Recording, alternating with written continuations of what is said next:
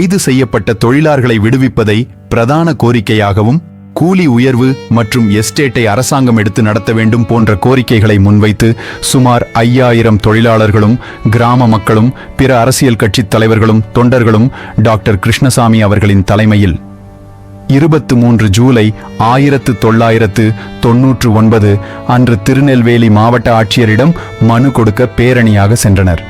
Police சூட ஆரம்பித்தார்கள். துப்பாக்கி சத்தம் கேட்கவே மக்கள் என்ன செய்வது என்று குழம்பிய நேரத்தில் காவல்துறை மக்கள் மீது தடியடி நடத்தி துரத்த ஆரம்பித்தது. உயிர் தப்பிப்பதற்கு வேறு வழியில்லாமல் தாமிரபரணி ஆற்றில் மக்கள் இறங்கி மறுபுறம் செல்ல முயன்றனர்.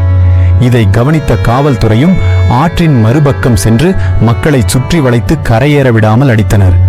அடிப்படை உரிமைக்காக போராடிய மக்களிடம் காவல்துறை கண்மூடித்தனமாக தடியடியில் ஈடுபட்டது. உயிருக்கு பயந்து ஓடிய மக்களை கற்கள் கொண்டும் கண்ணீர் புகை குண்டுகள் கொண்டும்